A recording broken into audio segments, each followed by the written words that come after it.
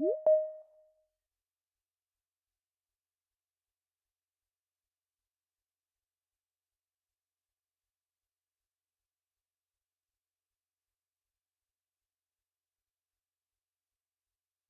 morning. Welcome to this morning's meeting of the Scrutiny Committee. As you can tell, I'm not the Provost. I'm Brian Perry, Democratic Services Manager.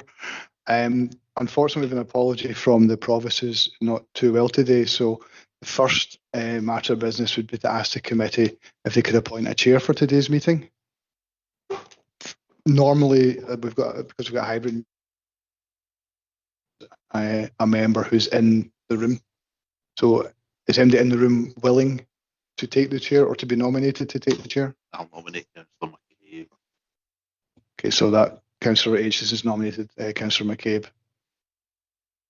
Are you happy to take the chair, Councillor McCabe? Councillor Aitken? Sorry, I was going to nominate Councillor McCabe. It feels like a pile-on. Reluctantly accepted, Brian. Yeah, thanks. Okay, thank you.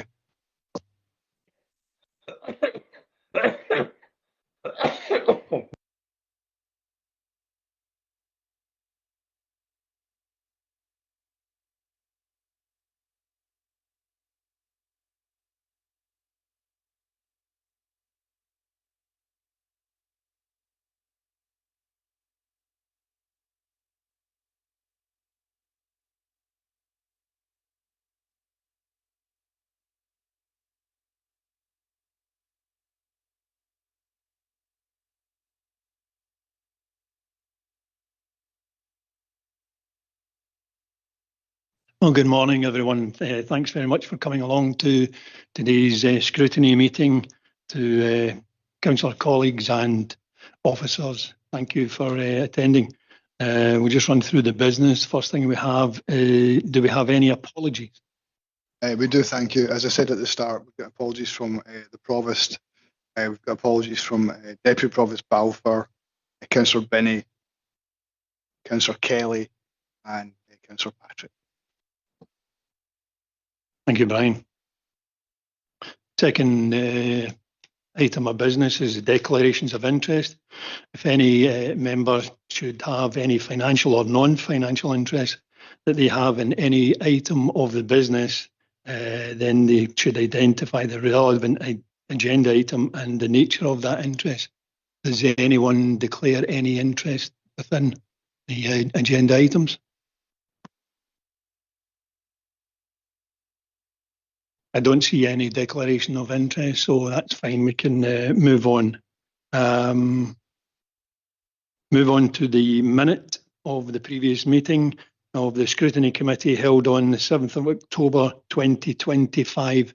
Do we have any comments or observations, or are we happy to agree the minute? Agreed. Yeah, I wasn't there. I can't see. Thank you. Minute is agreed. We now move to the rolling action log. Brian? Thank you. The rolling action log, as you know, just sets out the requests that the committee have made for reports to come to future meetings. Everything's in progress. Everything will be coming to the meetings as identified in the rolling action log, except if I could draw your attention to item 719, which is the road safety plan. That was scheduled to come to the December meeting. In fact, we've had an update now, and that will be coming to the February meeting due to a delay in officers getting the data they need for the report. Thanks. Does anyone have any observations or any comments on the rolling action log? I don't see any intimation of concern with that, so happy to accept.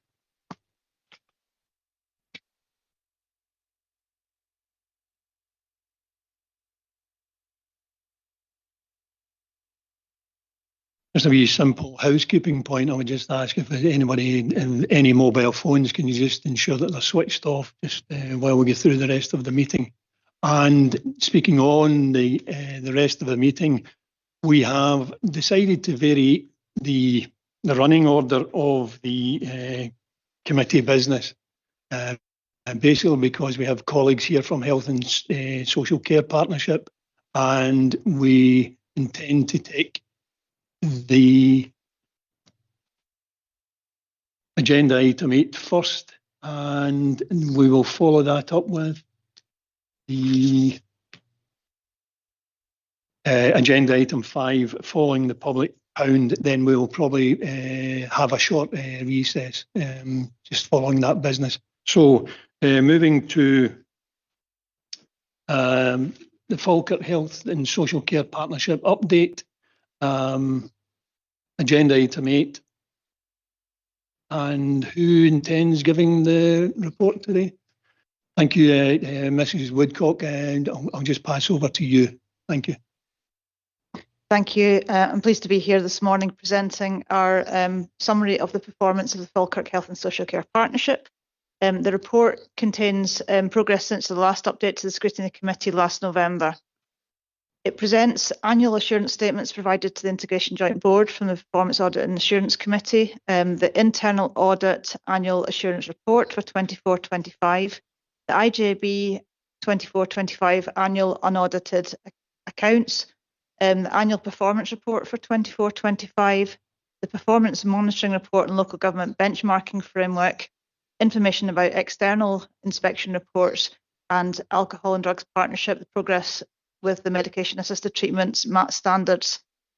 So just as a reminder, the Integration Joint Board is the organisation that oversees the planning and delivery of integrated health and social care functions. It has a budget of around £330 million, which comes from the Council and the NHS, and it directs the Council and the NHS to deliver integrated services to improve outcomes in line with our agreed strategic plan.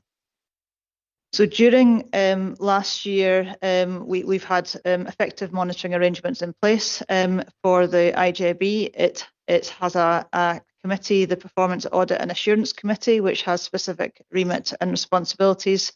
And there are a number of annual assurance statements which provide that assurance around what's been covered during the year. The unaudited annual accounts, we've got Marie, who's our Chief Finance Officer, is here, and she can provide more information if requested. So it showed the 24-25 unaudited annual account showed an in-year deficit of £5.5 million, and that comprised planned use of reserves, release of reserves, and overspends for integrated services.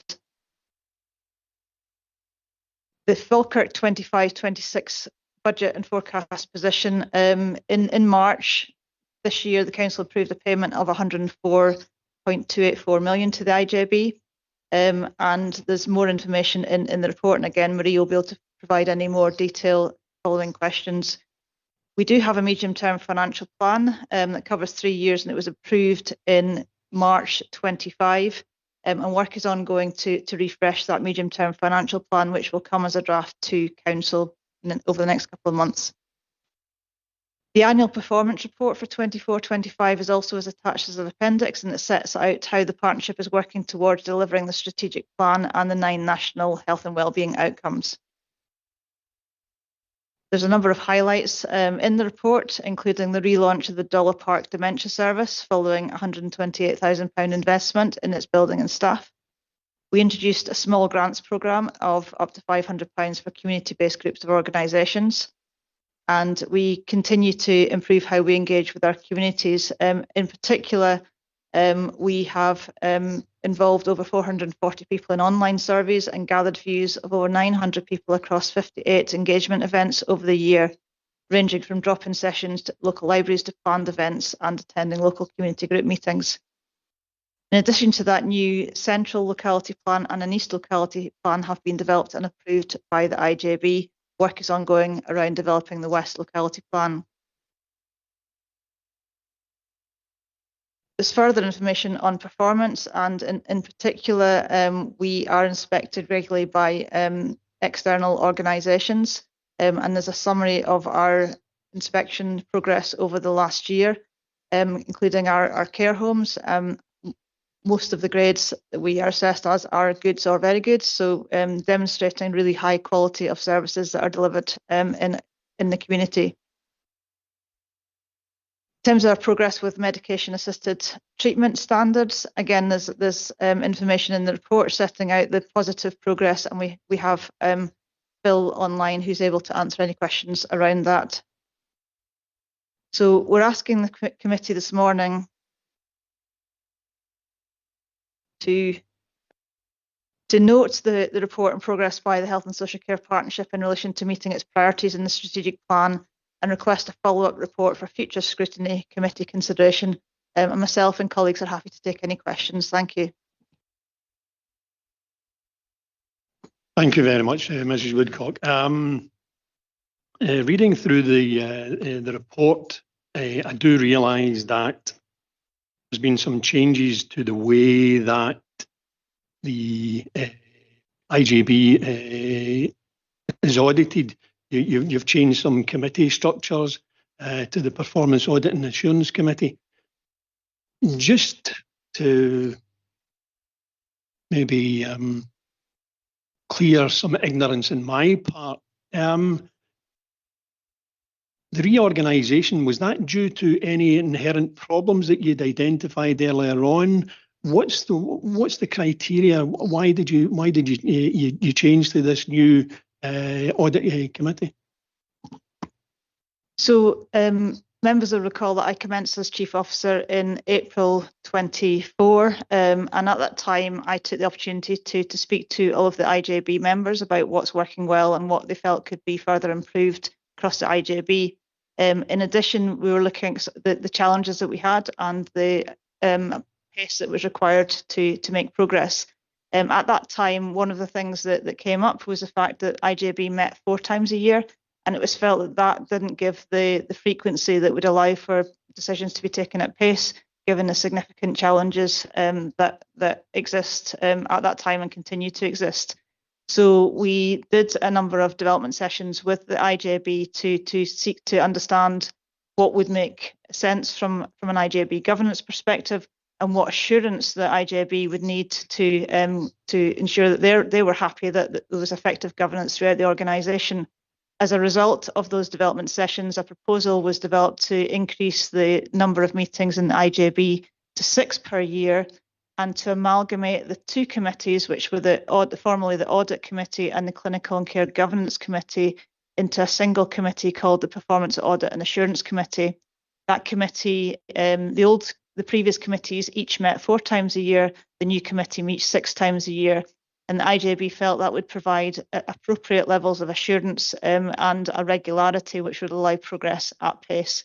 Those new arrangements were implemented at the beginning of 2025 and are now in place.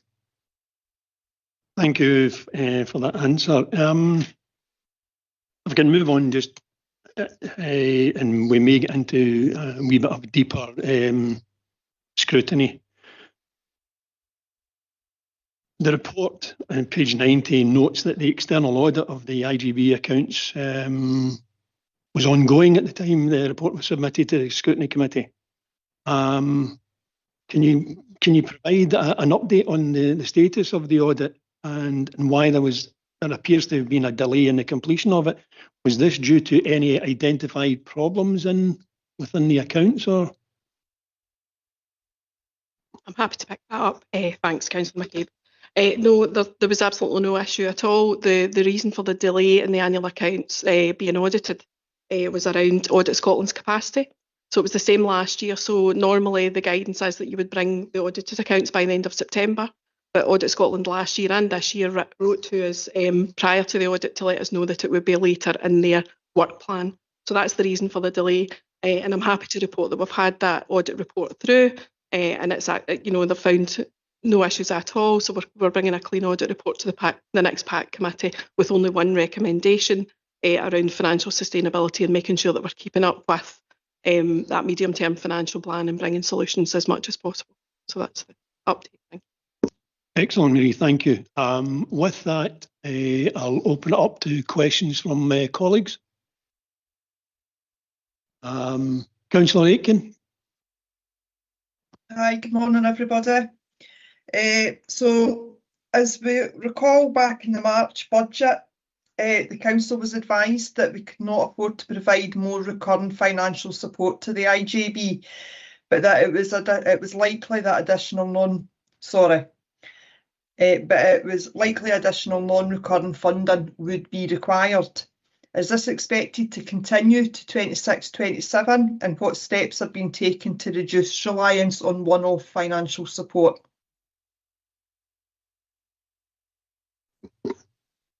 Thanks for your question, Councillor Aiken. So yes, that's right. When we agreed the budget, there was a risk share arrangement agreed with both partners. So we had a budget shortfall for this financial year of just under £4 million, which the partners agreed that they would recognise as a risk. Currently, we are projecting an overspend of about 6.2 million, and that's just been to the IJB for reporting. So that would mean that we would have to invoke that risk share this year at the moment, along with use of some of our contingency reserves. We brought a budget strategy paper to the IJB in September, setting out the plan and the timelines around bringing solutions forward. So I've expanded the medium-term financial plan to up to 2030-31, which has recognised an overall risk of around 19.1 million of pressures. So we're in process of formulating proposals to bring forward to bring recurring solutions to that. This is really challenging. It is extremely challenging, and we've even recognised some additional pressures over the next 2 years. But the senior management team and the finance oversight group are working towards bringing forward solutions. We will be meeting with partners, NHS Forth Valley and Falkirk Council, regularly to keep them updated with the position and before we come to agree the budget in March. But we'll be bringing a paper through the council in December with the latest version of that business case and medium-term financial plan. We are working towards solutions, but that is extremely challenging due to the financial circumstances. But as much as possible, we'll be looking towards recurring solutions rather than one-off, because our reserves are depleting, and there won't be that one-off funding sitting within the IJB to deal with any other pressures if the overspend for this year continues as it is at the moment. Thank you. That's brilliant. Thanks very much for that. Thank you.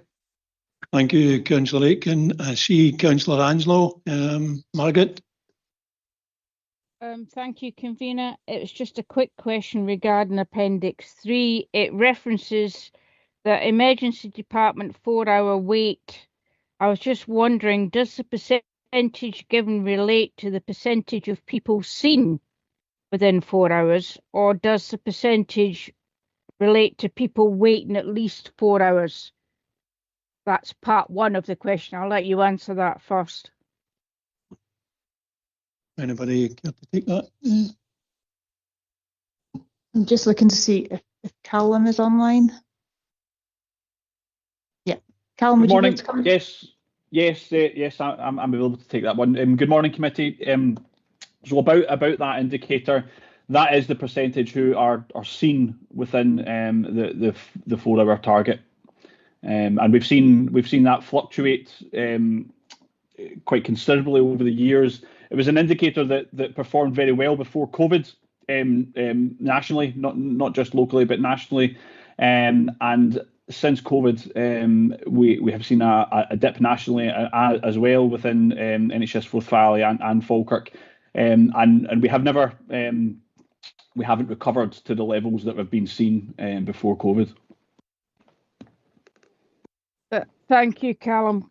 My last part of the question would be, having been a victim myself this summer, unfortunately, to a 6.5-hour wait, is there any assurance you can give the committee that this area is being looked into, however long it takes, to try and bring this timeline down?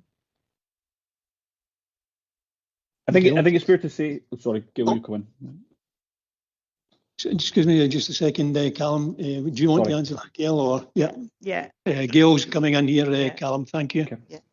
So absolutely, the 4-hour standard in ED is a really challenging target, and there's a huge amount of work ongoing. It's really important to recognise it's a whole system indication of our performance. So it doesn't just relate to the busyness of the emergency department and how quickly the staff are working. It relates to the support that's available in the community to help people stay well and independent for as long as possible. And it relates to flow throughout the whole system, including throughout the acute hospital, the community hospitals, our intermediate care, and our care at home as well. So it is a whole system indicator. There's a huge amount of focus and has been at a national level for a considerable period. And certainly within our working with ourselves and NHS Forth Valley as a whole system, we're constantly focused on how we can seek to improve the system to improve the waiting times in ED for people who need that assistance. Just to pick up on that, Gail, is there any additional funding? I mean, I realise that this is a critical element. There's a lot of public focus on waiting times. Are we seeing an increase in funding to try and cut those numbers down?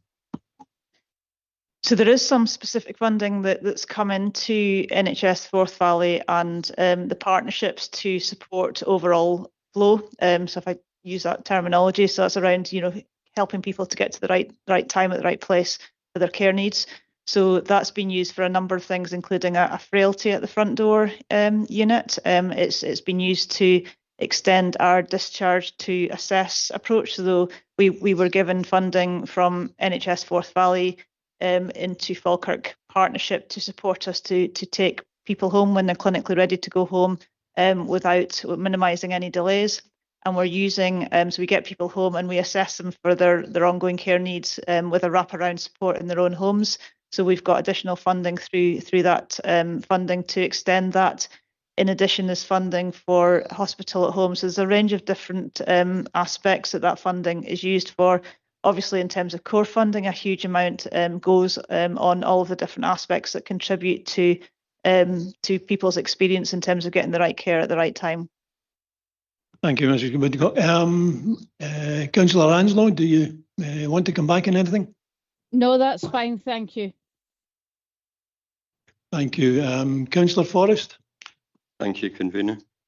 On the annual performance report, it noted a rise in alcohol-related hospital admissions, but it didn't specify the time frame, contributing factors, or actions taken to improve this. Could someone perhaps give me a bit more detail? I'm just wondering, Callum MacDonald and Phil Heaton are online and they might be able to provide a little bit more detail on that one. Any of you gents, Philip or Callum? Philip, yeah. Yeah, I can go first. Callum might have more general detail on the admissions to hospital, but the increase in alcohol use across Falkirk and across Scotland has been apparent over the last few years. So I would expect the increase to translate into hospital admissions as well. The concentration or the focus, I guess, of the ADP work, certainly for the last 5 years, been very much geared towards opioid drugs, heroin, morphine, that kind of stuff. And that's been with the MAT standards work that you see described in the report as well. There's an ambition from the ADP now to try to use those principles that are embedded within the MAT standards to guide our work with relation to alcohol and also to stimulant use as well, which is on the increase over Scotland and in Falkirk, to better provide a support service for people who require one who are using alcohol. So we've just done a huge needs assessment in the ADP that's taken us over the last 9 months of work, and we're about to we are about to establish a planning group to support the work going forward, looking at the whole recovery-oriented system of care within Falkirk and what that provides, and does it provide the right support to the right people at the right time, as Gail was saying.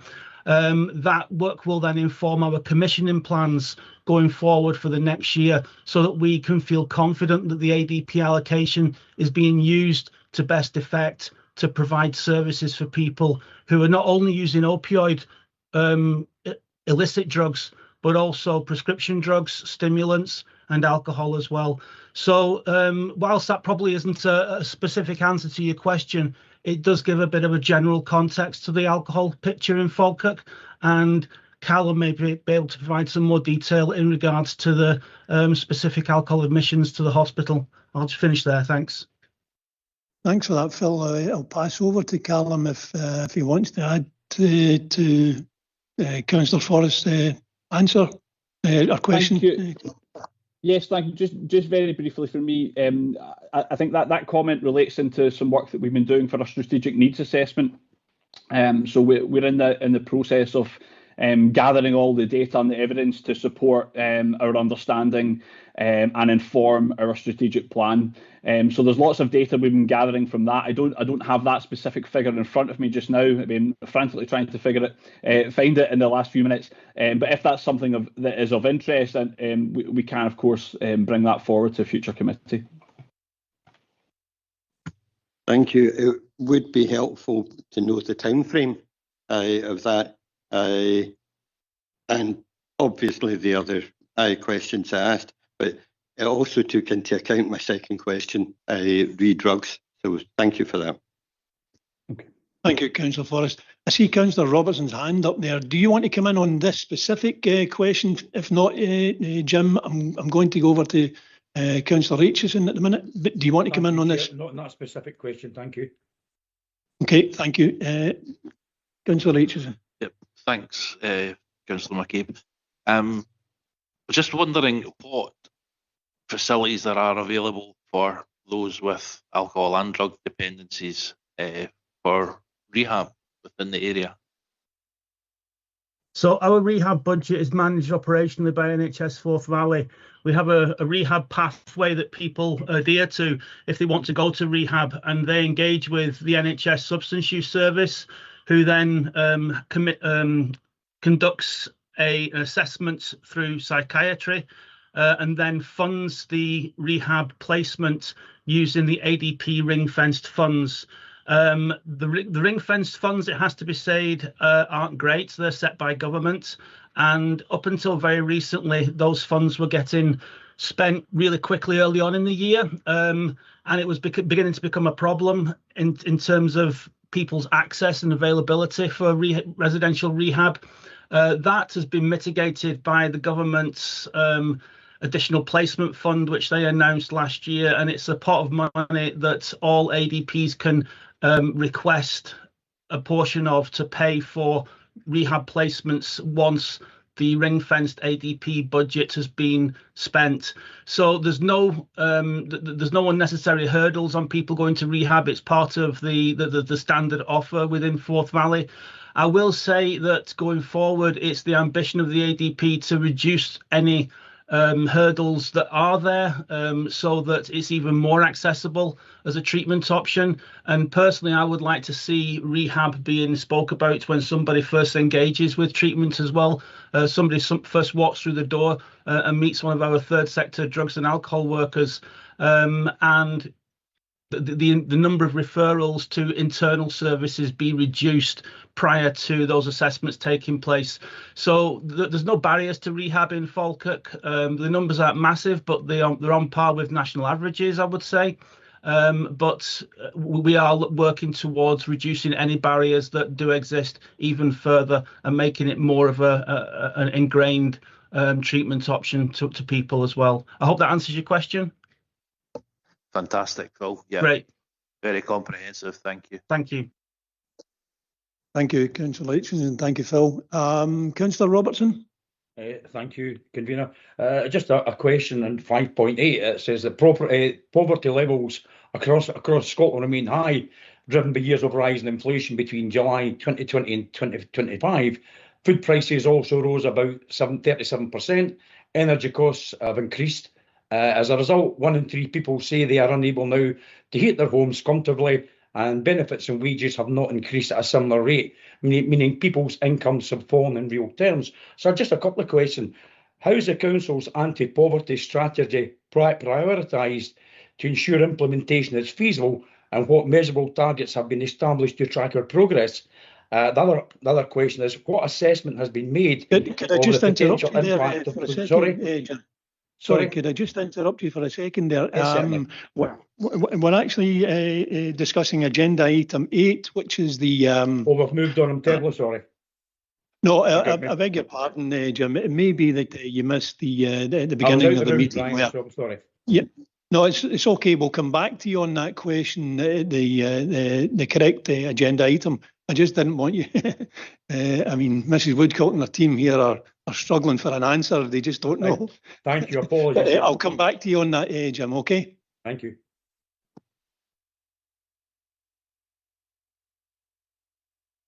Does anyone have any other questions on agenda item 8 here?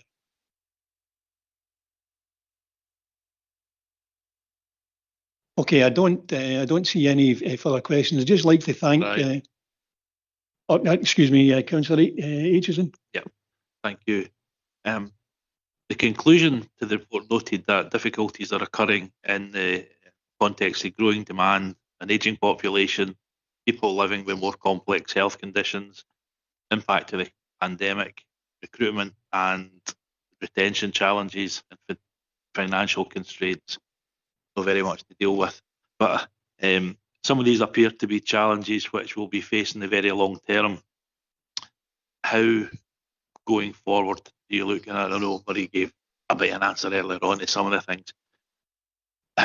What impact will this have, and what plans are being put in place to deal with those situations? Ms. Woodcock? Yeah, so absolutely. Our population and our demographics are changing, and we do have significant financial challenges, which means that we need to, plan appropriately and understand what the scale of the challenge is. So we have our current strategic plan, which runs out in 2026. Work is commencing, and the IJB recently agreed we would develop a new strategic plan in recognition that of the significant changes that have happened since the current strategic plan was developed. In alignment with that, we're developing the longer term, medium term financial plan. So we're very clear around the projected changes in our population, the likely impacts of that and needs of that changing population and what that means from a financial perspective. We obviously need to transform the way we deliver our services. So we're looking at developing a future operating model that will start to articulate what that looks like. Obviously, change is really difficult for everybody, and it's really important that we take an appropriate engagement approach so people understand what the challenges are. And while they might not, there will be difficult decisions, there's no doubt about that. Hopefully, people can understand why the decisions are needed to be taken. So that'll be an ongoing piece of work, and it's obviously something that we do day in, day out. But in terms of thinking about the medium to longer term as part of our development of our new strategic plan, that'll be a piece of work that'll go on over the next year or so, and we'll hopefully have a much more detailed update at the next scrutiny committee this time next year. Look forward to seeing that. Thank you, Councillor Aitchison. Nice question. Do we have any further questions from colleagues? No. Okay. Is Councillor Colley, is the portfolio holder. Do you want to make any comments or observations, Fiona? Thank you, Convener. Just a couple of things. I think it was important to recognise the work in bringing the two assurance committees together and extending the frequency of the IJBs, and I think that work was a really strong piece of work involving obviously the senior leadership team, but the governance, members of the IJB and other officers, to make sure that we have that really strong assurance process and a strong governance across the IJB. And I think that structure will help support the challenges that Councillor Aitchison mentioned and is mentioned in the report itself. I did want to note, just in terms of the performances, despite all the challenges and the inspections, the highlights and the performance of the inspections continue to show the key services that are rated as good or very good. And I think that it's important to recognise that, because sometimes we look at all the challenges and they're big, but actually the services that have been delivered are very good, and I think that's probably all that I want to say. But just recognition of Gail and Marie and the rest of the senior leadership team in driving forward change in very challenging circumstances. That's me. Thank you, Councillor Colley. I would just echo your comments there. With an annual budget of £331 million, this is an absolutely huge portfolio, and I personally do recognise all of the challenges in trying to deal with everything involved within the Health and Social Care Partnership. Very difficult in these days, lack of funding, adequate funding. I would like to see more funding improved. It's just falls down to me now just to, first of all, thank Gail and her team for coming along today and giving us the presentation, and just ask the committee, are we happy to note the report and progress by the Health and Social Care Partnership and meeting its priorities as far as the strategic plan is concerned, and that we request a follow-up report for future Scrutiny Committee consideration. The only wee question to that is, I would ask in timing, are we happy that this would be annually, or are we looking for, I'll just pass over to Mr. Purry, who is a very pertinent point. Yeah, thank you. So normally the Scrutiny Committee is first asked if they wish to note the report that you've done. Second part, if you have during the course of the scrutiny identified something you want a further report on, then this would be the point you confirm it. But I don't believe during that there was any request for a report. So I think for this item it's just a case of simply noting the report. Are we happy then to note? Yep. Agreed. Thank you very much, colleagues. Thank you, Mrs. Woodcock and team. Thank you.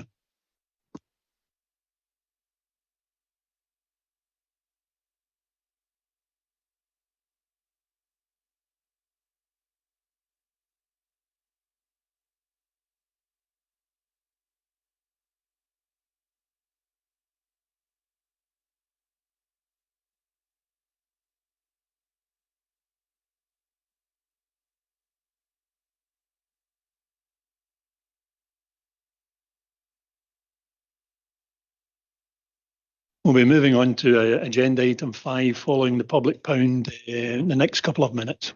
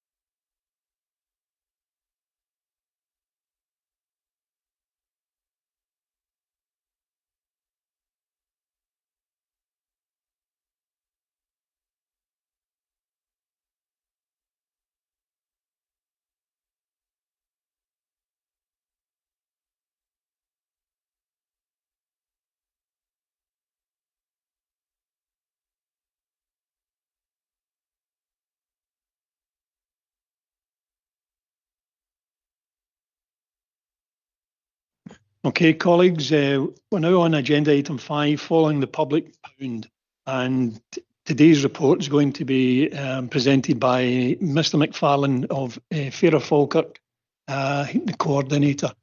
Over to you, Richard. Thank you. Thank you very much, Councillor McCabe. So this report forms part of our Following the Public Pound monitoring process. It provides an overview of the work carried out by the organisations we fund to support our council plan priority of promoting opportunities in educational attainment and reducing inequalities. So the cover report itself provides members with background information on how each of the funded organisations contribute to that priority. And we currently fund 4 organisations under this theme. So those are LGBT Youth Scotland, Citizens Advice Bureau, the Armed Services Advice Project through the Any Citizens Advice Bureau, and the Macmillan Money Matters project as well, in partnership with Stirling Council and Macmillan Money Matters. So the report itself covers the period from the 1st of April 2024 to the 31st of March 2025, and it's based on the activities and position of each of those organisations during that time. There's further detail on each of the organisations' activities in the appendices to the main report. My understanding is each officer will give an overview of the appendix, which describes the work of the organisation that they monitor for. However, I appreciate there may be a question on the cover report itself as well, but I'm not sure if we want to do that first or if we want to take the overview of the appendices first.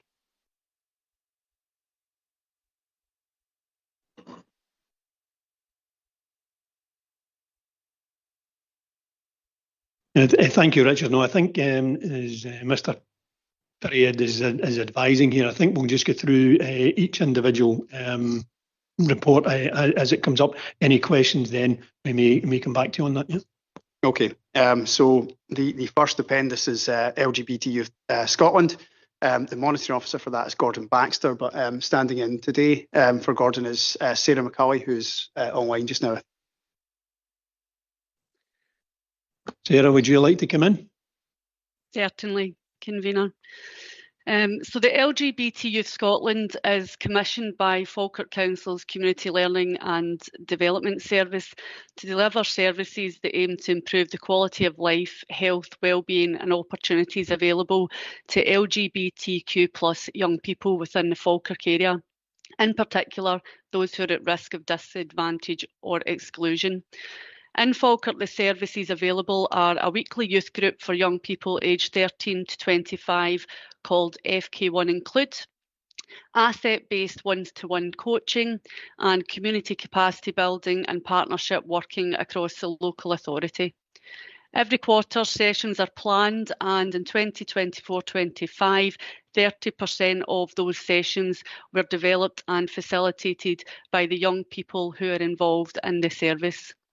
Topics discussed and interactions with young people include areas such as mental health, disability and wider health issues, relationships, exploring gender identity and sexual orientation, coming out and transitions, experiences of homophobia, biphobia and transphobia, suicide, self-harm, bullying and abuse, education and employability, housing, homeless and financial security, and asylum and immigration.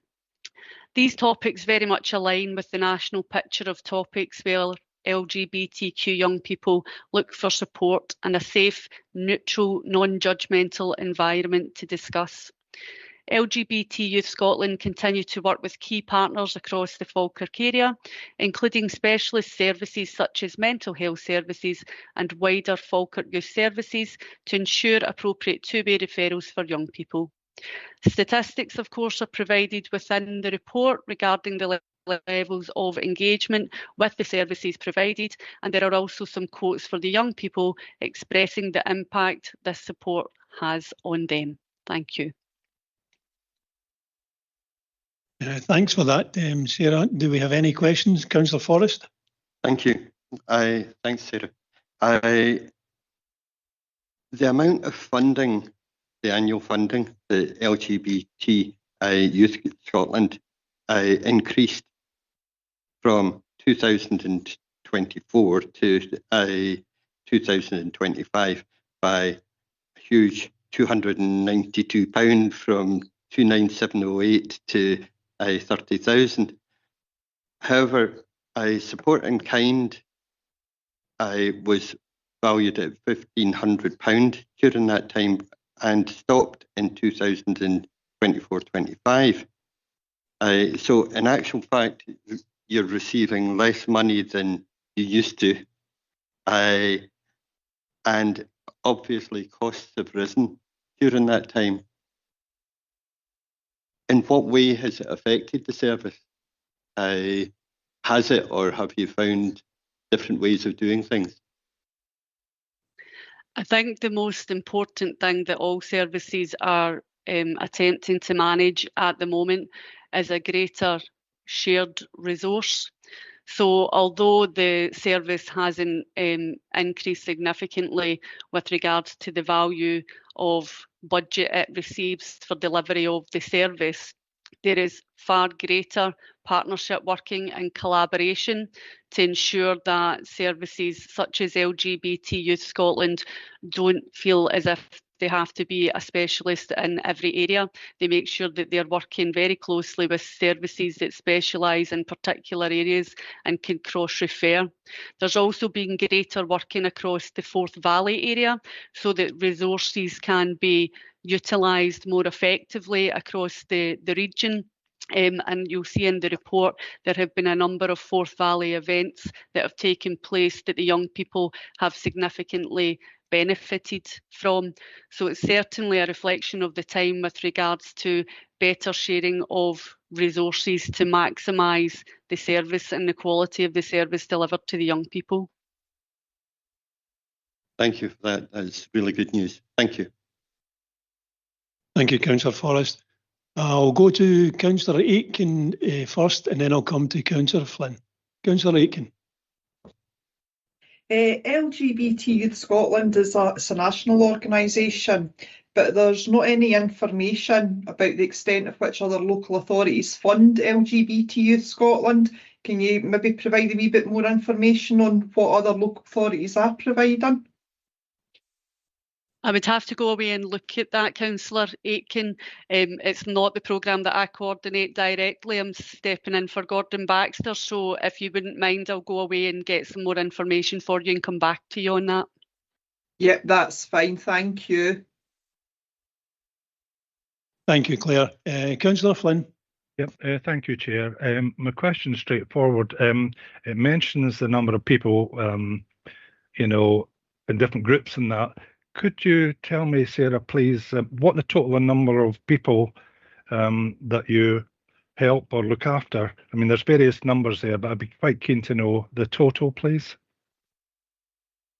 Certainly. So for this one piece of work that's very specifically directed to the LGBTQ plus community, the statistics that we have within the report shows that the total number registered with the Young People's Youth Group is 34 individuals. So although there's statistics with regards to the different levels of sessions, it's 34 within the youth group.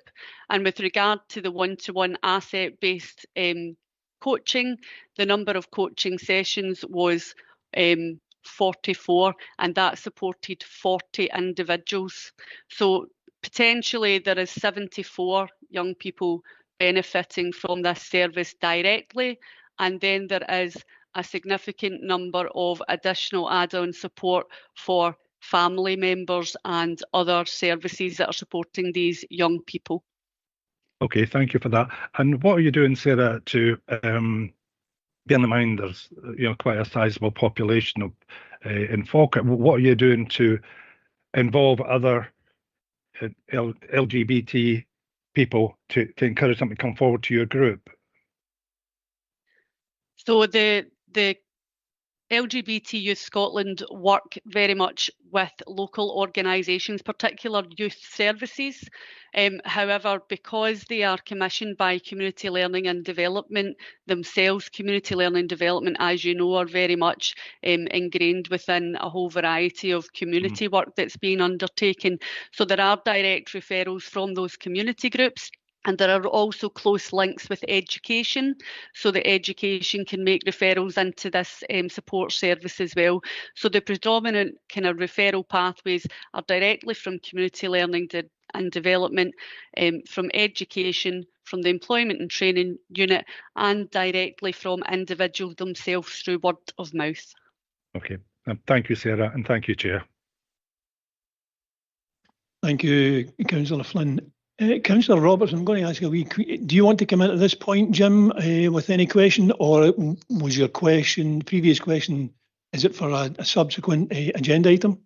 It's not for 5.8 in this section, Convener.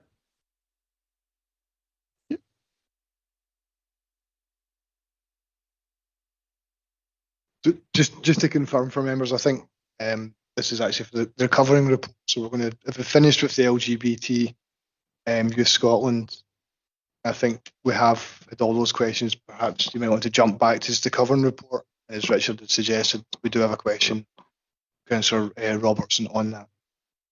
Yeah, I think we'll go with that. Jim, we'll come back to you on that, okay? Absolutely fantastic, thank you. Thank you.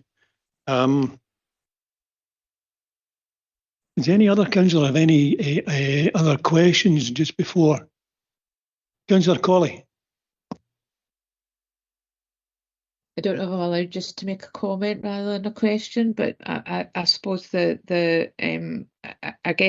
suppose there is a question around the decision around the breadth of activities and how do you work with the young people to identify the things that would work best for them?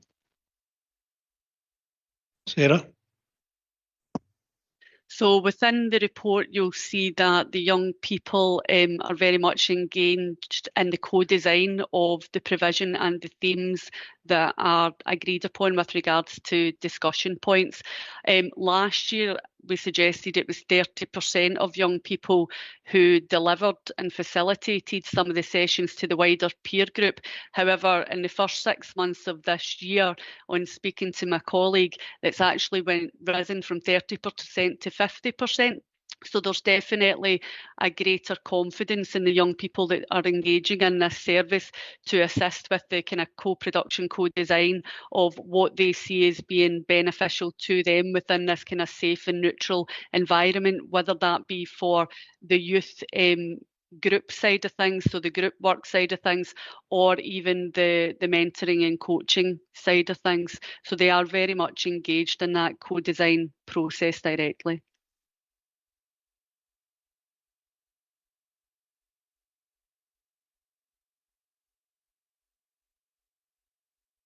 Thank you for that, Sarah.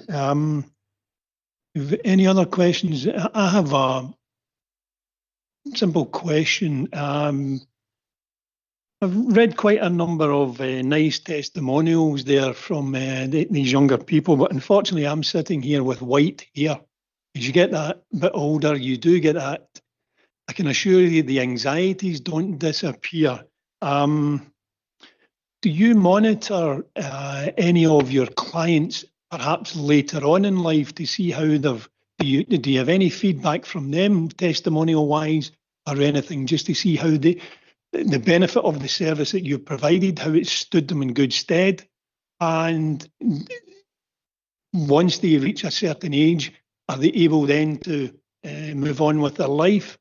Or do you feel that is there potentially, could there be some additional support needed there?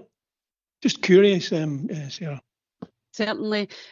We do tend to track our participants for up to kind of 52 weeks beyond the end of the service that they're engaged with.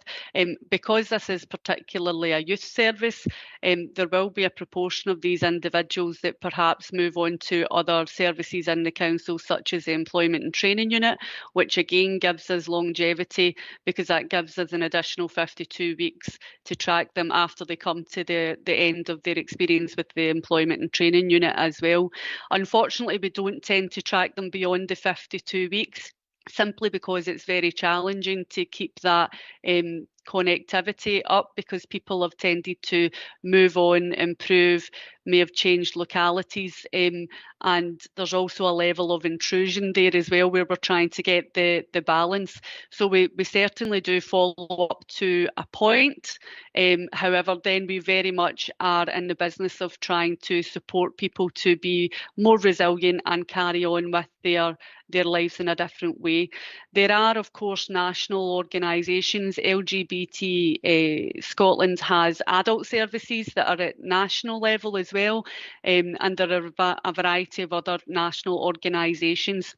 So we would suggest then at that stage, if they weren't engaging with our services, that they had the opportunity to engage directly with those adult advice services. But you can understand that for vulnerable young people, it's very helpful to have something that is localised for those individuals when they're in a period of transition and uncertainty. Absolutely, Sarah. Thank you very much for that comprehensive answer. If there's no further questions for Sarah, I'd just like to thank you for that input, Sarah, and we would then move on to the Citizens Advice Bureau. Okay, thank you, Sarah. Thank you. So that's myself as the monitoring officer for Citizens Advice Bureau. So Citizens Advice Bureau support our priority to reduce inequalities by tackling poverty. So they provide free, confidential and impartial advice on a range of issues, with a strong focus though on benefits and debt. So we have 3 bureaux in the area, Denny and Dunny Pace, Falkirk and Grangemouth and Bowness. and between the three bureaux, they cover all of our communities. Services are delivered by a core staff team, supported by trained volunteers, and we work really closely with them through a joint action group to maximise income for residents. So just a couple of key highlights, which I would pick out from the report from 2024-2025, was that across the three bureaux, there was a 13% increase in client contacts, which is growth year on year again. And also they achieved £6.85 million worth of benefit gains for clients, which represents quite a staggering 20% rise from the previous year. However, as always, I would draw particular attention to the impact statements and the case studies in the appendix, which I think really tell the story of the work that Citizens Advice Bureau are doing to support our communities. More than happy, obviously, to open up now to questions regarding any of the contents of that appendix. Thank you very much, Richard. I'll open up with the first question. Citizens Advice Bureau, they offer an invaluable service, and any potential cuts to the funding of Citizens Advice would impact quite severely on the council, I believe. What's your own personal thoughts on any funding, potential funding cuts? As I say, I mean, my own personal opinion is, just as you say, the amount of advice that's being required is increasing. The level of support that you're able to offer your clients in seeking benefits, that kind of thing, critical for me. If you weren't there, that service would need to fall back onto the council. Do you have any views on any potential impacts of any potential cuts? Well, yeah, within the report, what we obviously focus on is the potential consequences of that when we're looking at the risks. So the key consequences, I guess, would be that any reductions in funding would mean a negative impact on staffing levels. So our funding primarily supports the core staff that the Bureau employ. So the staff there play a vital role because they recruit, train and support the volunteers. So a knock-on impact of that would probably be a reduction in volunteer numbers as well. So the combined impact really would be a reduction in the capacity of advice and support services available across our area. And you're probably correct to point out that would likely put additional pressure on our own advice services teams who also are stretched and at capacity at the moment. So essentially reducing that capacity of those services does likely mean fewer people can be seen. And the outcomes that we're seeing here, which are absolutely vital, I think, to achieving our objectives under our anti-poverty strategy, would be more challenging to meet. So those would be the key impacts. It's probably worth mentioning as well the negative impact on those sharing protected characteristics under equalities legislation, because there are obviously correlations between those experiencing poverty and other inequalities and the work that the Bureau do. So that's the likely consequences I would see of a potential reduction in funding. The funding has obviously remained at a standstill for a period of time as well, which means that as costs increase, it means less in real terms. So it's just worth noting that as well. Thank you, Richard. Pass over to Councillor Aitchison. I think Richard's just answered my question. Yeah, it was basically just with the funding staying the same over the last 4 or 5 years and how it impacted the service, but you've really just answered. Thank you, David. Councillor Forrest. Thanks, Convener. Richard, it says here that between 2023-24 and 24-25, the number of clients seen by CAB in Falkirk, Grangemouth and Bowness have increased but decreased in Denny. Is there any reason for this? Has anything changed in Denny that could perhaps be spread out to Falkirk, Grangemouth and Bowness? So thank you very much for the question. You're right. I think there has been a decrease of around 1% or so in client numbers in Denny across the last year compared to the previous year. When obviously monitor the reports as they come through. So I had a feeling that that trend was happening through the year, and we engage regularly with the bureau managers. So they provide reports, but we also engage with them through a joint action group. The bureau manager in Denny has put that down to an increase in the complexity of the cases that they've seen in the past year. So they've seen clients in that area presenting with more challenging and multi-issue cases that require more time to resolve, more specialist knowledge and more follow-up. And I think that has been what they've attributed that slight reduction to, of around 1% in client numbers. Thanks. But you haven't seen that in the other three areas yet. Yeah. One of the things that the manager there did also point out is the demographics in the area. So one of the things that Denny does is they support people, you probably know from the statistics there that there are more outreach and home visits. Partly that is due to them supporting Strathcarron Hospice as well, and there are obviously sometimes more complex issues. Okay, thank you very much for that, Richard. Thank you, Councillor Forrest. Do we have any more questions on Citizens Advice Bureau? Okay, we'll now move on to the Armed Services Advice Project, and I understand it's Ewan McWilliams who's going to give us the report. Ewan, over to you. Thank you. Thank you, Convener. Yep, I can give a quick summary of this report. The report itself provides a kind of key information on the project performance through the year. The project itself provides key support to serving, ex-serving and family of members of the armed forces. The support and advice they provide, it covers a range of thematic issues that they present, predominantly benefits being the majority, but also covers issues like health, employment, housing, personal finance. The CAB itself, they continue to work with partners to address those, particularly looking at channels of support that are only open to this kind of cohort of people. I think some of the key issues, the performance itself has been relatively stable. It's returned to the levels that was seen pre-COVID. But I think some of the key issues this time round are highlighted in the report that's come from external factors. The external factor being that the Royal British Legion withdrawn funding for the entire project nationwide back in 2024. So the Citizens Advice Bureau has been mitigating that locally by covering the cost to help support and run the project. But the future of that is, and they're still looking for kind of options and how they can look at that going forward. But beyond that, I think they're still working in quite a challenging environment.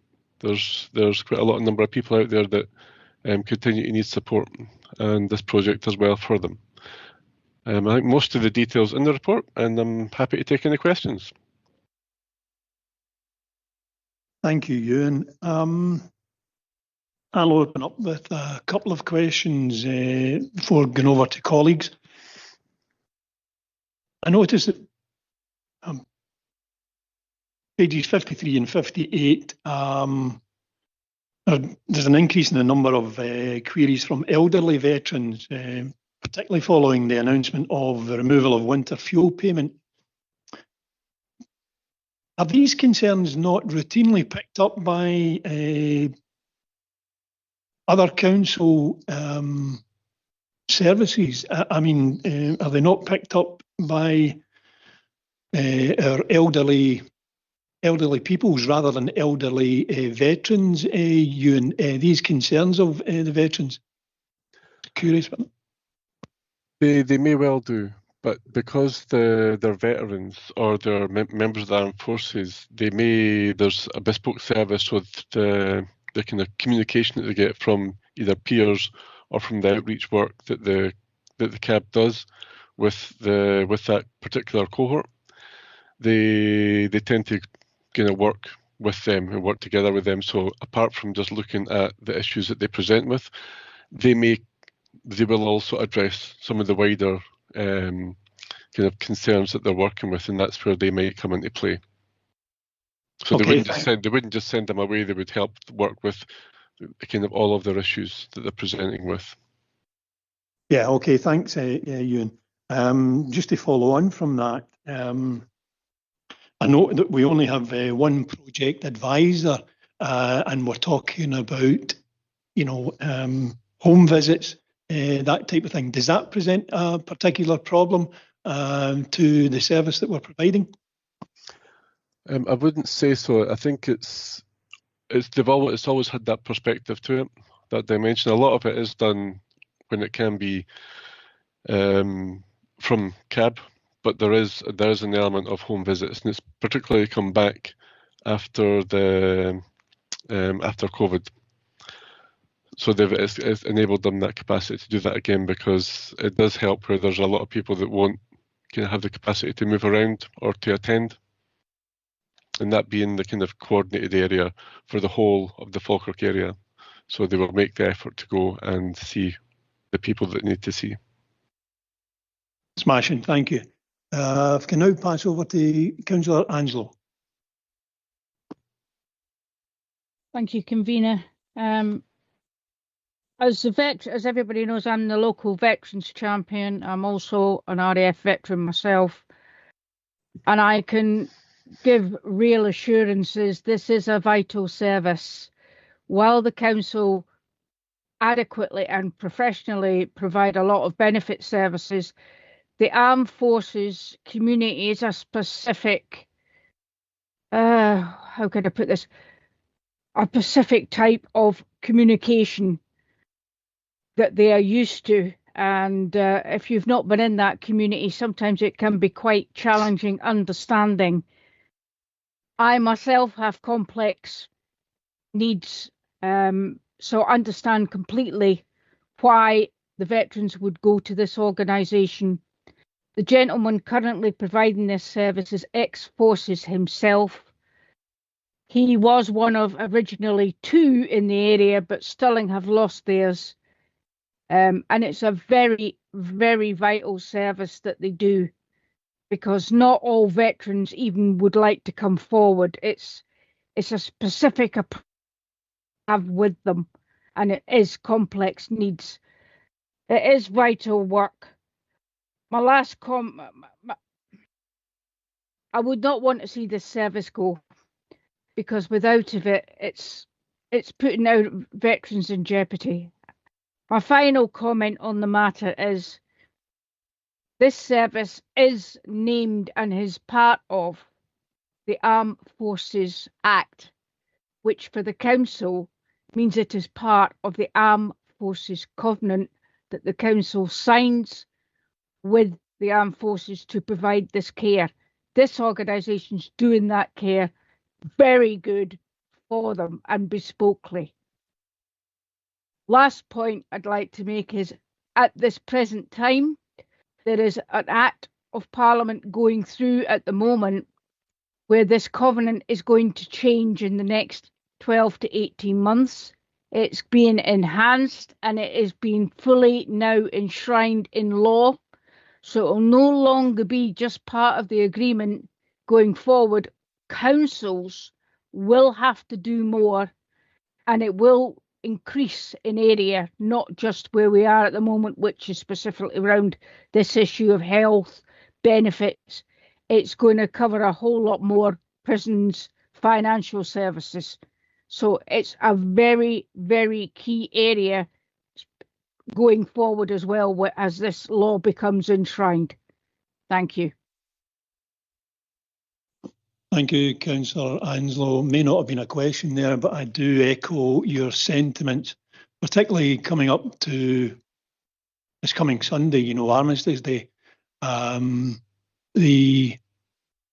The gratitude that we have for our veterans can't be overstated, and I'm with you 100% that we do need to keep funding a service provision because I do recognise the thing that you speak of, this the band of brothers thing. I mean, I've never served in the services. I don't understand it, but there is that thing amongst you people who have served, and I totally recognise that. Thank you for your contribution.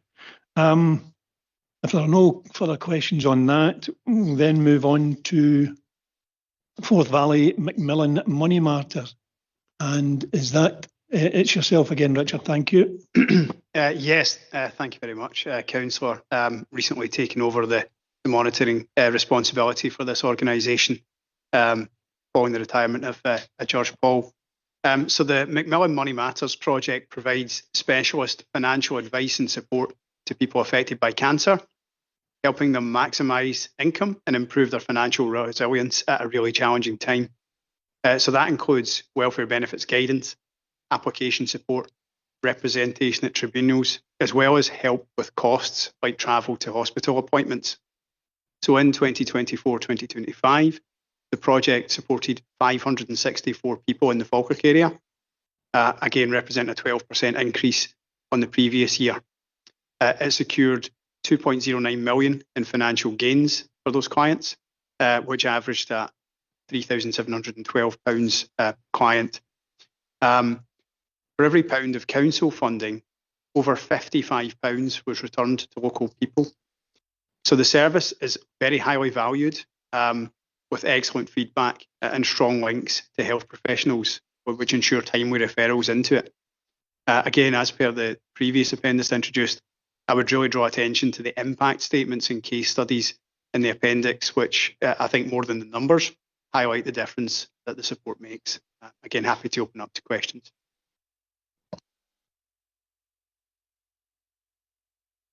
Okay.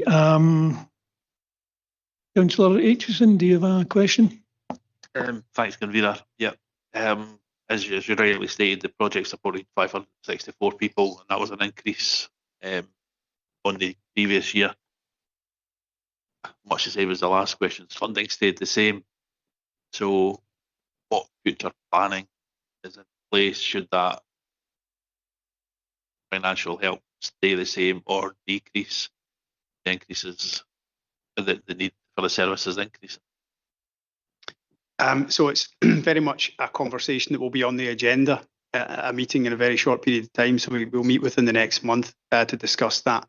I think we did highlight later in the report some of the risks to the funding from other partners. So a big funding stream comes from Macmillan themselves. And there is a review that Macmillan are doing more widely on the provision of advice services. So there is a meeting soon where we'll be discussing that and as a concern.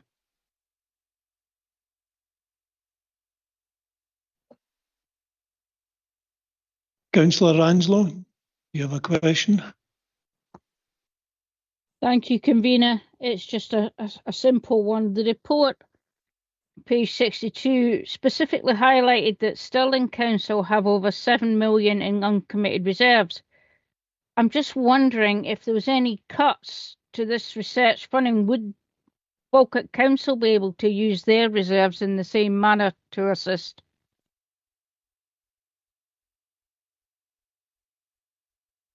Perhaps not a question I can respond to there. I'm not sure. Might be best placed. Okay.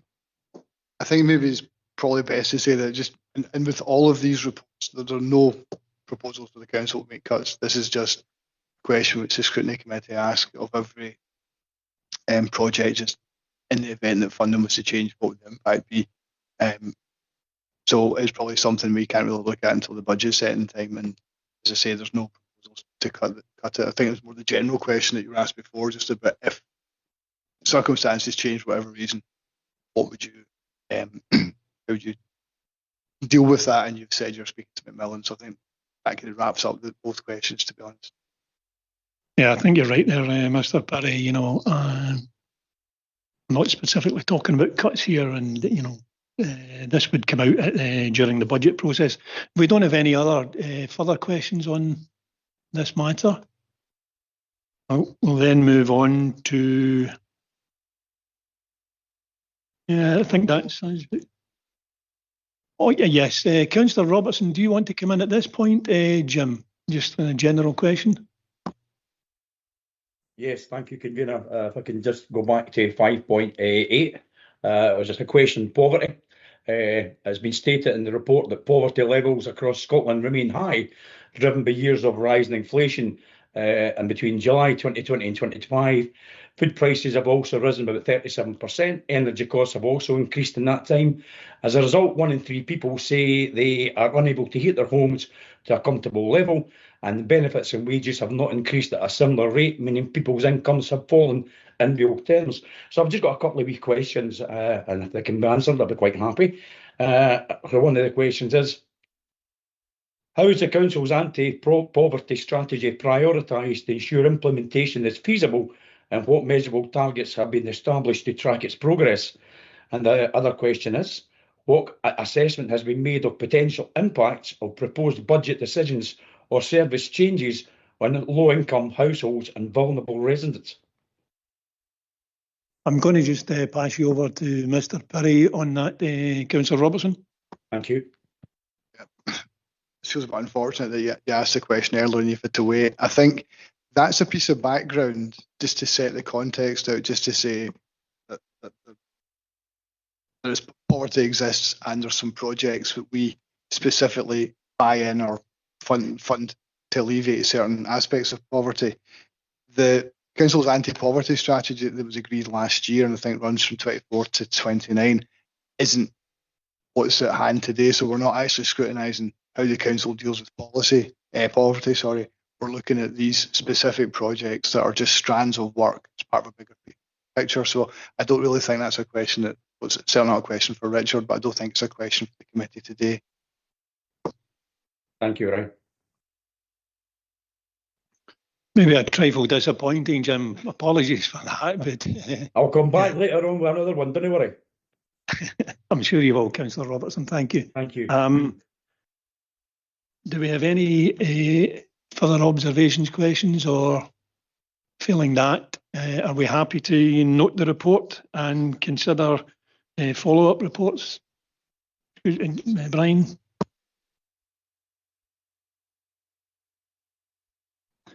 Yeah, my apologies. See, we have Councillor Michael John, leader of the council, on. Cecil, do you want to come in and say anything as a leader and portfolio holder? Yeah, yes, thank you, Councillor McKay. Just very, very briefly, just in relation to the various reports, the LGBT Youth Scotland work has been hugely successful, I think, locally, and it builds very much confidence and resilience in our young people at a time when it's very difficult in their lives, and that will hopefully then make them far more resilient and going forward. Also, it helps to share information out into our communities, making them far more understanding of diversity. Citizens Advice Bureaus across Falkirk, we've had a long and very fruitful relationship with our Citizens Advice, and I attended the AGM just last week. They are strong, they've got good volunteers, and they do an amazing job. Falkirk Council would not be able to deliver all the services that are required in the area without support partners like Citizens Advice, and I think it's significant to notice that there's an additional 2 million this year being levered into the local economy and improving people's quality of life through unclaimed benefits, and that is something that we want to be able to continue to do, because these are benefits that people are entitled to, and it can make people's lives just that wee bit more comfortable. And we've seen some of that reflected through a poverty strategy with, albeit a small drop in the number of children in poverty. And I think that's demonstrating that the strategy is being effective. There's much more to do until we can eliminate poverty.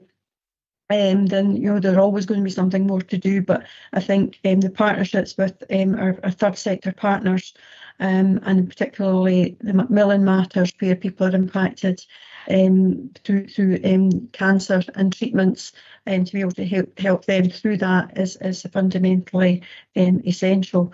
The Armed Forces project, as Councillor Anslow has said, is something that is we do very well. Not everywhere has that same focus.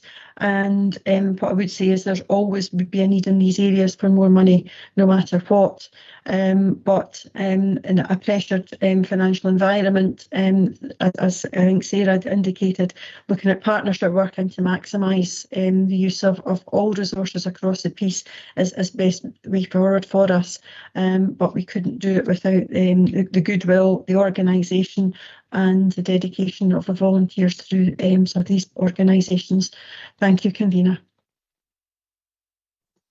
Thank you, Councillor Meikle-John. I totally echo your comments. I think the gratitude that we have for these foreign organisations, the benefits that they bring to the local authority area, you're quite right. We probably couldn't do what they do, and I just want to place on record my thanks to them. And with that, are we happy to note the report? Agreed. Agreed. Agreed. Okay, ladies and gentlemen, thank you. We'll have a 10-minute recess. Be back in 10 minutes. Thank you.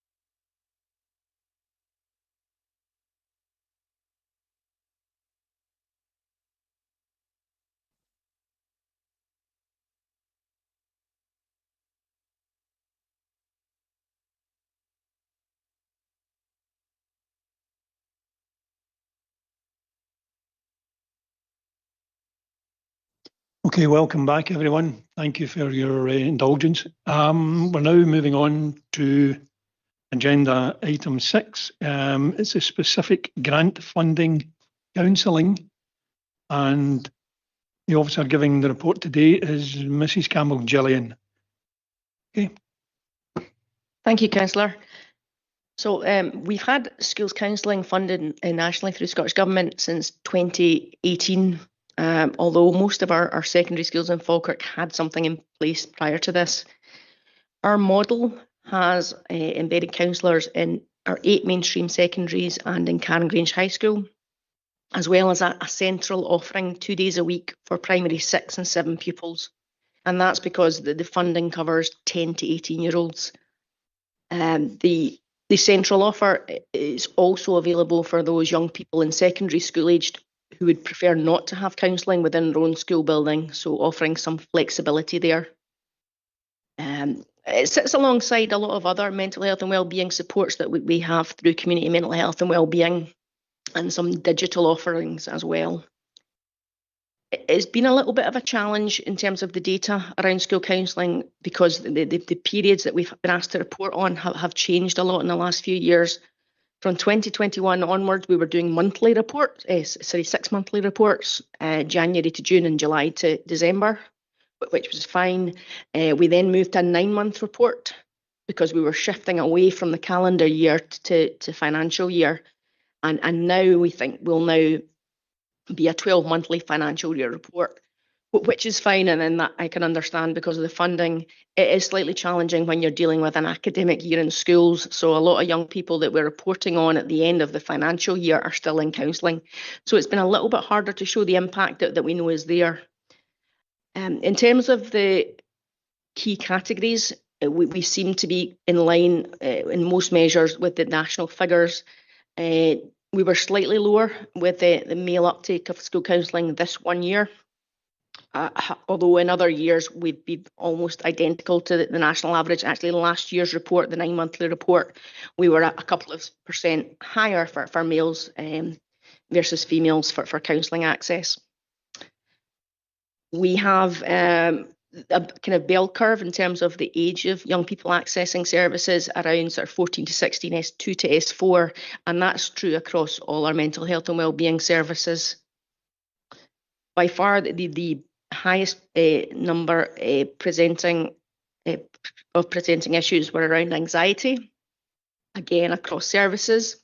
In the last year, we've delivered 2 large-scale events around managing anxiety, making anxiety manageable, to look at how we address anxiety as a whole systems approach. Generally speaking, I think we have a high uptake of counselling in Falkirk, but as part of that whole systems approach to mental health and wellbeing. As you'll see from the report, particularly Appendix 2, we have a focus on a quality assurance of school counselling this year, and we've had 2 meetings already with secondary schools providers to look at what can we gather from local data to show our impact in spite of that sort of reporting timeline that we're working to for Scottish Government. And those meetings have gone really well, with our counselling providers in Falkirk keen to look at continuous improvement and showing the real benefits we get from that school counselling programme.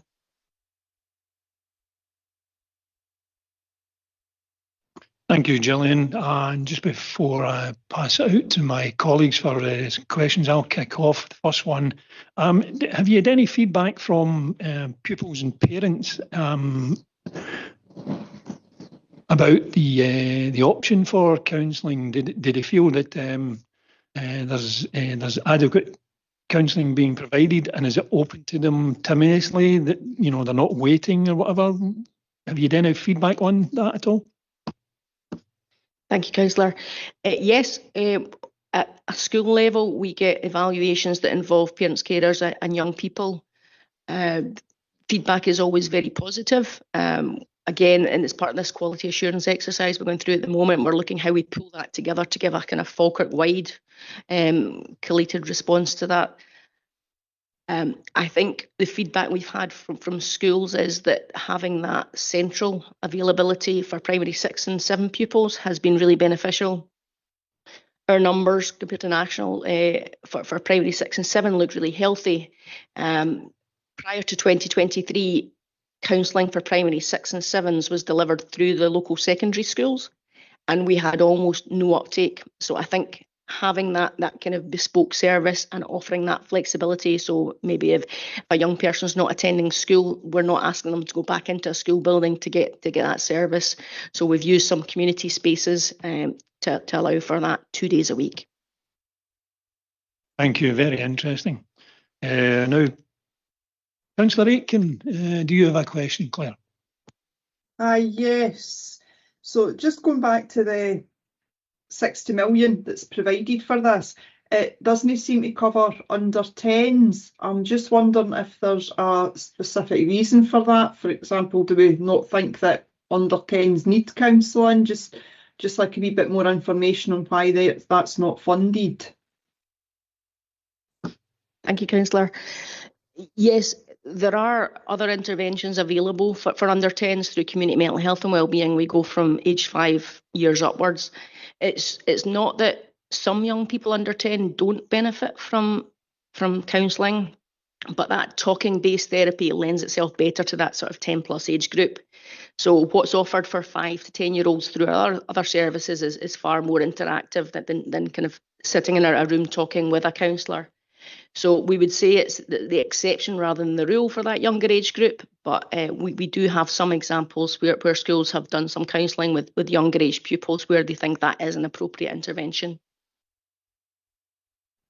That's brilliant. Thanks for that. Thank you. Thank you, Claire. Councillor Forrest, yeah. Thanks, Convener. Thanks. You have touched on this already. Noting that counselling in Falkirk schools is accessed by males at a lower rate than females, data from previous years show that even though the proportion of males accessing counselling is lower than females, it might be a bit of an improvement from previous years.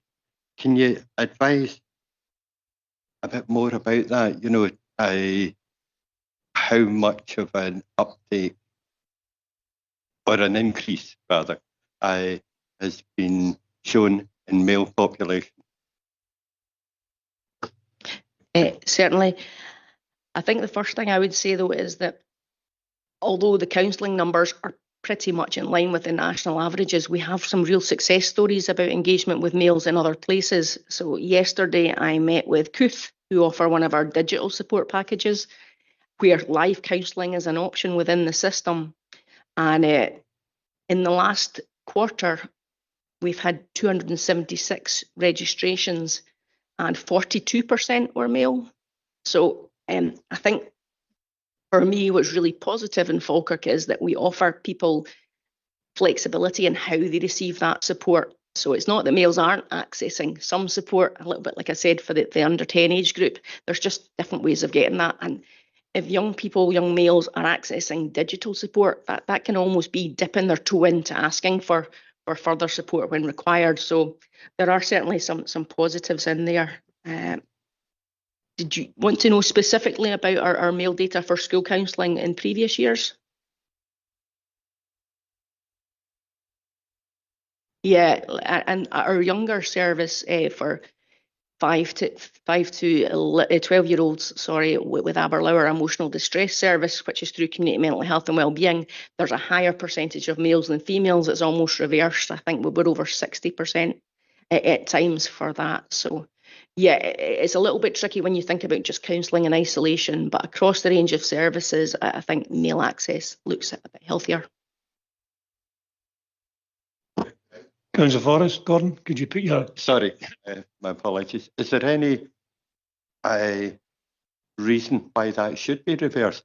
You done any research into that, why in the younger years it's male?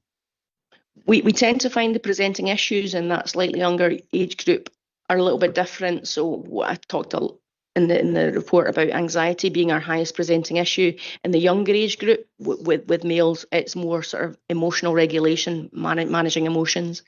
I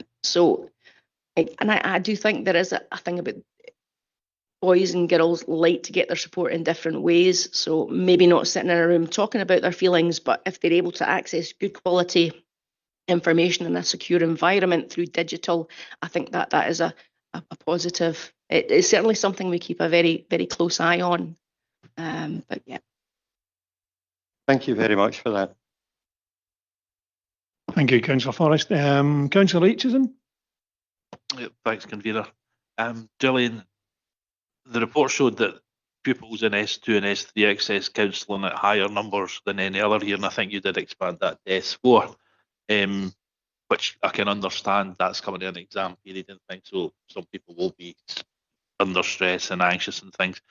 But is there any other information you have that why it would be specifically S2 and S3 who are accessing the service?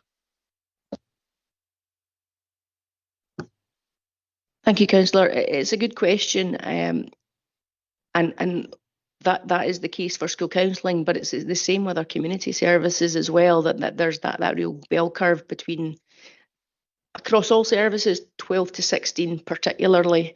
I think it is a difficult time. I think a lot of the younger age group, their needs are met through universal approaches, what we do in schools, and we have really good programmes and have invested heavily through community mental health and wellbeing funding at whole school approaches, things like decider skills, seasons for growth. So not everybody needs to go to a tier 2 service, as I would call it. Some of that is being looked at tier 1 through really good work in schools. And I think particularly since COVID, we've looked at the PSE, personal social education curriculum, and what does every young person need?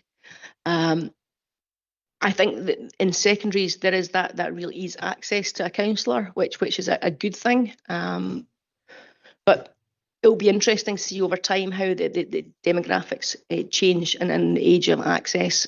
We found from our initial offerings for that sort of talking about community mental health and wellbeing rather than school counselling, but that sort of that comes before school counselling in a lot of circumstances. That age group has shifted a little bit. We used to see more 5 and 6 year olds. It's moved to sort of 8 and 9 year olds. So again, just like gender, we keep a really close eye on how that's going to change over time to make sure that the supports we are offering are the ones that are still required.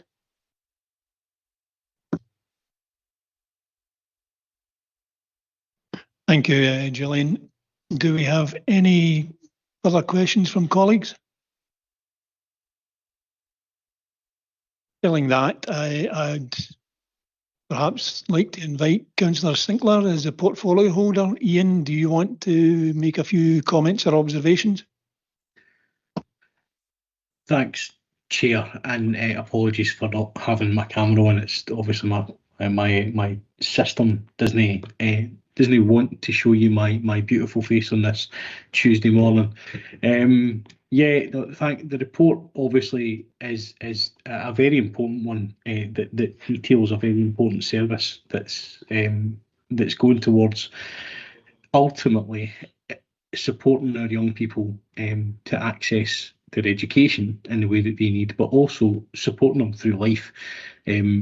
The ages that in particular are relying on these services, particularly for anxiety and other issues that's going on.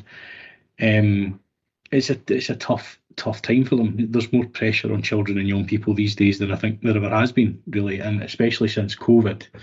Those pressures are concentrated. So I think this is a welcome report, and I'm grateful for officers for their work and for the service itself. So thank you, Chair. Thank you, Councillor Sinclair. I agree with your comments. Are we happy to note the report? Agreed. Thank you. Thank you, Gillian. We can now move to agenda item 7, which is pupil equity funding, a progress report. Who's going to give that report? Please carry on. Thank you, Councillor. So we have got an update or a report for you today on our pupil equity funding. Pupil equity funding is a Scottish Government fund that's been in place since 2017-18 that goes direct to our schools. and it's funding there in order to reduce the poverty-related attainment gap, with the main aims of improvement of increasing participation, attendance, attainment, inclusion, in particular looking at the element of reducing exclusions within schools and increasing attainment achievement. What the funding has done over the past few years has been to provide tailored support and interventions for our children and young people across schools, that poverty is creating a barrier for their learning or achievement. It's also allowed our schools to understand the needs of our children and families a lot greater as well, and ensuring that there is further reductions of things such as the cost of the school day within our children. We have been successful within Falkirk and continue to be successful in reducing our gap through things such as increase in attainment for our children, in particular those when we look at SIMD and Quintile 1. And this is despite of our health inequalities within Falkirk in some areas becoming more challenging, and poverty at times becoming more challenging, and obviously things such as the past few years as working poverty becoming more and more challenging. And what our schools have done is use this fund in order to create much more bespoke packages of support for our families and make sure that their staff understand the barriers to learning that's caused by poverty as well. In total, over the past few years, from 2017 it was introduced, there's been over 34 million that's been given to Falkirk, and that's on an annual basis. As I said, it's allocated directly to schools. There's a calculation that's done that's based on children from P1 to S3 that are within poverty. That's a bit of a triangulated approach, but some of it comes from free school meal entitlement.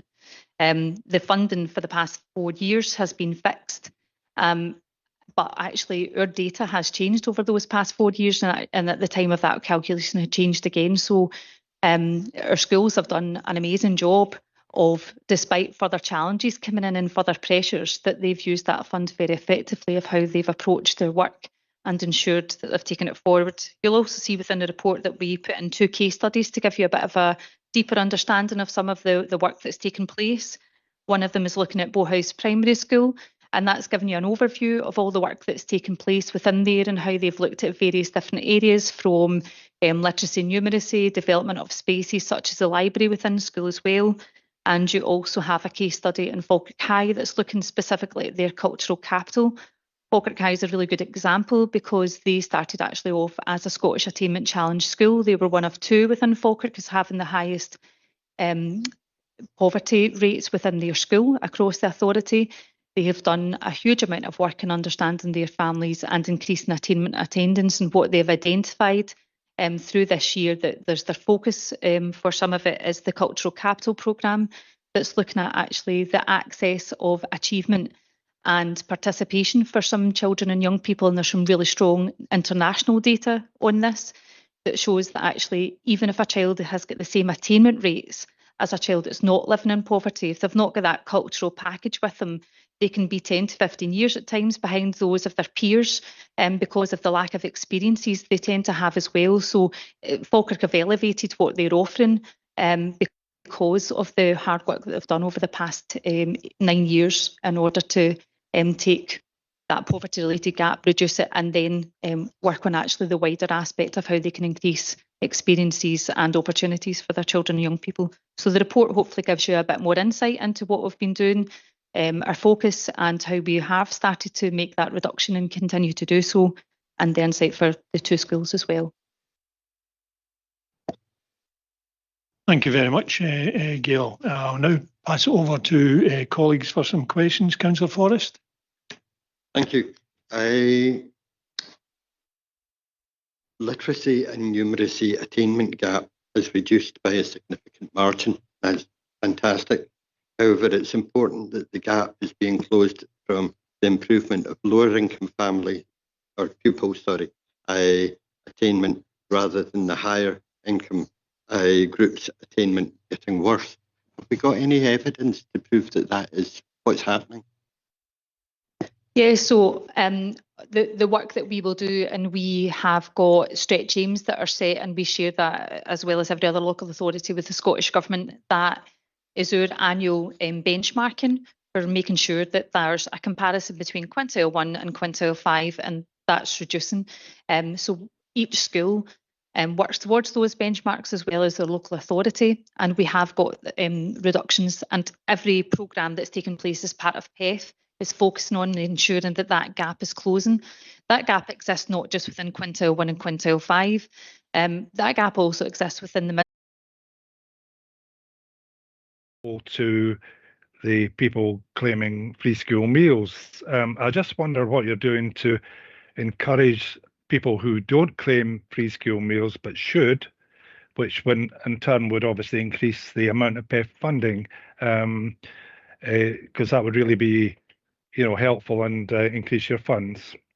Thank you. Thank you, Councillor. Yes, our schools have been excellent at being creative and innovative, and they work very closely with our families to support applications such as free school meals and ensure that families have got that wider understanding of the benefits that's available to them. And we actually work side by side with our benefits team as well. So we have got programmes where the team are going into schools. So say there's a parents' evening on, they will run clinics within the school and they'll work on benefit calculators with the family to increase that as well. But equally, we have teams within schools that will that know their families, and they will sit with them and help them complete those applications too. Unfortunately, for the past 4 years, the funding has been fixed. So regardless of the amount of additional applications we have, that's not been changed. However, the bigger picture is it's ensuring that families get that support. Beyond 2027, which is when the funding is fixed until, we obviously would try and ensure that we have got as accurate data as possible, such as the amount of free school meals that are required, so that when that funding is reviewed, that we've got it in an accurate basis of the amount of children that would be eligible for that. And although the funding is calculated on that basis, our schools will make that decision based on the needs of the family for who require it. So it's not just that the funding only goes to those that are in receipt of free school meals, or that it works with P1 to S3. We have got some programmes that are working within our early years nurseries that are within schools, or obviously they'll support senior phase as well. It's just the calculation is done within that amount. But there's some really, really good joint work with our benefits team and our schools that's taken place. Thank you. That's really good to hear. And I didn't realise the funding was fixed. But thank you very, very much indeed. And thank you, Convener. Thank you, Councillor Flynn. Do we have any other questions? I have one, if I don't see any other colleagues. Wee bit of an observation. I'm looking for a wee bit of background to the table. Page 85, we're showing significant increases in reading, writing and overall literacy, which is absolutely fantastic. We're seeing a drop in talking and listening. Is that a good objective, seeing as how I'm talking too much? Is that what we're looking for, to prevent pupils talking too much, or what's the detail at the back of that, Gail? So that's part of the case study from Bowhouse Primary School.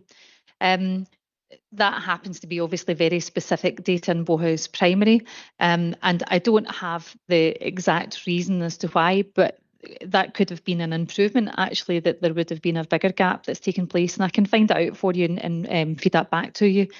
It does tend to be perfectly honest, writing that's where our biggest gap has been within. So there's perhaps been a lot of work that's taken place in order to increase the improvement within writing. But I don't have the specific reason as to why within Bowhouse Primary there's a lower, and we would normally find that it's the opposite way. But we have got within, in particular, that catchment, higher numbers, for example, of children English as a second language, etc. There's a very concentrated amount of poverty within that school, which is why we've chosen that school to show that data. As I said before, it does tend to actually be reading and writing that we would see the bigger gap rather than talking and listening. But the school and some of the work that they've included within this, such as meta skills, etc., are all part of that. And obviously creating that library, everything is that focus on building those skills overall and working on those lifelong learning, which of course would encompass talking and listening. No, excellent, Gail. Thank you for that. As I say, I'm absolutely delighted that we are showing an increase in reading and writing. And as you say, I don't need you to come back on that. I was just curious, it could be just a, Bowhouse specific, that figure has come in at that level. But really pleased to see overall literacy, reading, writing, and as you say, there is the question of English perhaps being a second language. So it's great to see that level of literacy increasing. Thank you. Do we have any further questions or observations? And I don't see anyone. So that being the case, I'll pass over to Councillor Sinclair if he wants to come in. Thank you, Chair. Again, I'll just keep this brief because Gail's gone through quite a significant amount of detail there. Obviously, pupil equity funding, as has rightly been said, is a fundamental funding stream for our schools across the district, with its aim of alleviating poverty or improving and enhancing the experiences that our kids get in the school environment. Now, our head teachers and their teams right across the district are innovative and effective in how they deploy their funding streams to the best effect.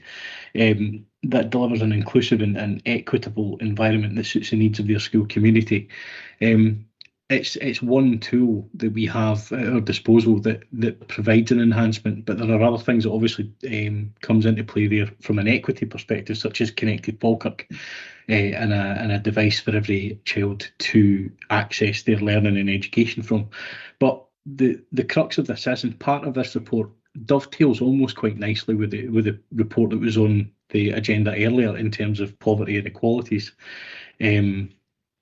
We're dealing with a situation that poverty is still a real, tangible issue in this country, and without properly addressing that situation, the poverty-related attainment gap will be stubbornly fixed where it is if we don't change that. And this is one way of doing that, and we're seeing how effective that funding is and how effective the deployment that is within our schools through the head teachers and their teams to really meet the needs of children on a daily basis. So it's an important issue. It's one that's very, very close to my heart, and I know the officers' hearts too.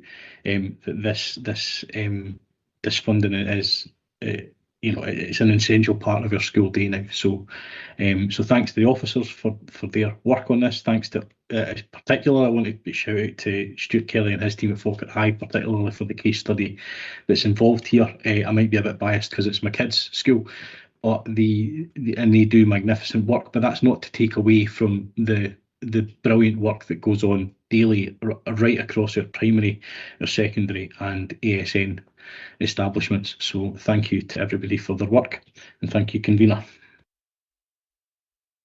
Thank you, Councillor Sinclair. I do agree wholeheartedly, that poverty is a societal issue, does put pressure on all local authorities, and this the pupil equity funding is one way of trying to counter that. I think it's a fantastic strategy effort on our part, and I just want to thank the ladies for coming along and giving the presentations today, and to echo your comments regarding Falkirk High, pass on our thanks to them for the work that they've done. And with that, I can only apologise to the ladies again and say, you won't have to wait. I'm only in the chair temporarily. You won't have to do it again. But if you ever see me moving towards here, get in first and I will take you first, okay? Thank you very much. Are we okay to note the report then? Agreed. Thank you very much. And with that, I believe that concludes the meeting. Thank you very much, everyone. Thanks, Chair.